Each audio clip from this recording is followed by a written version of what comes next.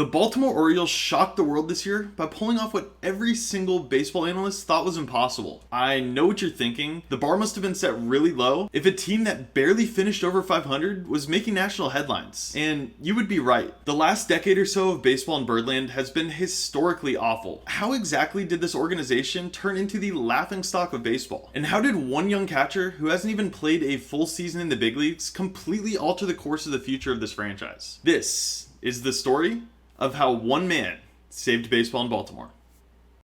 We begin on July 30th, 2011, a day that will resonate with Orioles fans forever. Baltimore struggled this year, but had a promising future built around Adam Jones, Matt Wieters, and future superstar Manny Machado. With the outfield, third base, and catching position covered, the Oriole front office was on the hunt for a power bat to lock down the first base position and solidify the heart of their lineup. One day before the 2011 trade deadline, they found their man. Chris Davis had slugged his way through the minor leagues, establishing himself as one of the premier power prospects in all of baseball, but had struggled for Texas in back-to-back seasons. Baltimore dealt aging middle reliever Koji Uehara in exchange for Chris Davis in hopes of unlocking his full potential and becoming a powerhouse in the American League East. In 2012, that's exactly what happened. Fans flocked to Baltimore to watch as Davis flashed elite power, launching 33 home runs and carrying an OPS over 820. After getting a taste of October baseball, their front office felt that they had the core capable of carrying them to a title. In 2013, Davis officially put his struggles in Texas behind him. He clubbed a league-leading 53 home runs, drove in 138 runs, and finished third in the AL MVP vote behind future Hall of Famers Mike Trout and Miguel Cabrera. They just missed the playoffs this year, but had plenty of optimism heading into the 2014 campaign.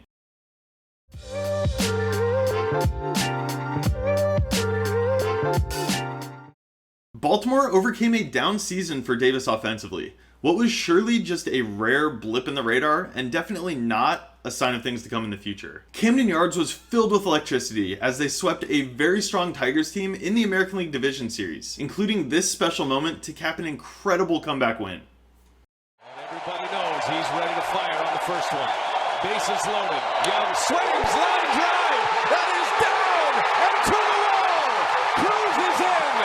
Pierce is in. Party around third. He's going to try to score. And safe.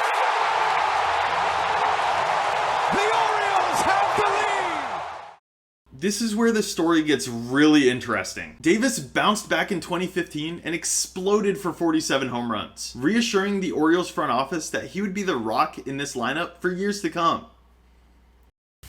Chris has had some terrific years with the Orioles. He's led the major leagues in home runs the last several years, and we're just so happy to have him returning to do his job for the Orioles for many, many years.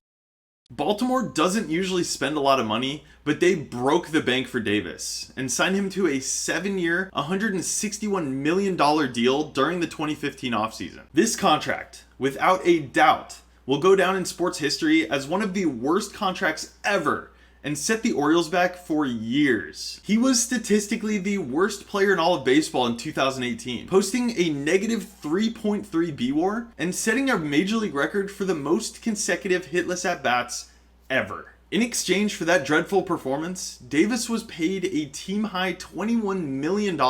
2 years later, he retired from baseball following a hip surgery. Davis, however, was still owed over $40 million. Instead of getting paid the rest of his guaranteed money up front, he's set to receive annual payments through 2037. This past year, he earned roughly $6 million without taking a single at-bat. This contract single-handedly buried the Orioles' core of the 2010s. While Davis was soaking up a large portion of the payroll, the Orioles were terrified of making the same mistake with young superstar Manny Machado.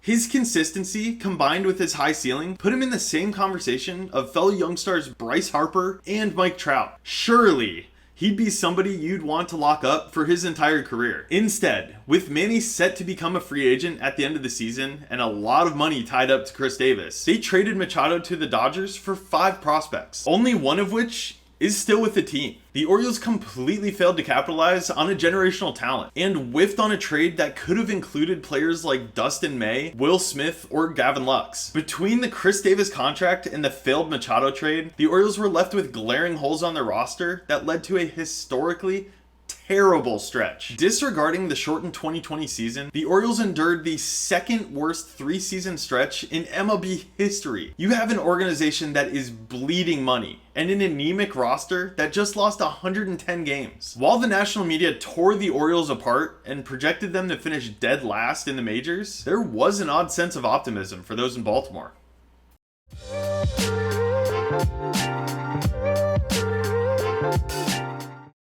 Since they had failed to convert the talent they possessed into sustained success, they absolutely could not afford to miss with their first-round draft selections. And let me tell you, they did not disappoint. Behind the curtains of their 100-plus loss seasons, the Orioles had been quietly building one of the most potent farm systems in the league, headlined by 5 of the top 100 prospects in all of baseball and 2 of the top 10, including the #1 overall prospect and savior, Adley Rutschman. The 2019 MLB draft was filled with future stars, and you would think the Orioles really couldn't go wrong with who they selected with the first pick. That sentiment couldn't be further from the truth. The importance of the catching position cannot be overstated, and you don't have to look any further than the rosters of every World Series winner over the last decade or so to see just how big of an impact an elite catcher has on a ball club. As the Orioles struggled in the early stages of the 2022 season, the hype surrounding Adley's call-up grew. On May 21st, Adley was called up and immediately made a significant impact. He posted an 128 OPS+, an elite number for a catcher, but nothing too crazy. Adley's true value lies in his ability to completely transform a pitching staff. In 2021, the Orioles were dead last in ERA in the American League. All of a sudden, with very little turnover in their pitching staff between seasons, the Orioles lowered their team ERA by almost 2 full runs. Not only is Adley a great hitter, but he is at the top of the league in framing, blocking, throwing out base runners, and just about every other defensive catching metric. Combine Adley Rutschman with fellow top prospects Gunnar Henderson, Grayson Rodriguez, and Jackson Holliday, and you've got yourself a championship caliber core. This all sounds great on paper, but doesn't this remind you of something? When the Orioles built around Matt Wieters, Adam Jones, and Manny Machado, the future looked so bright back then. And while it looks like they've rebuilt the team, they absolutely cannot afford to mess up this time. Ensuring long-term success starts with one thing: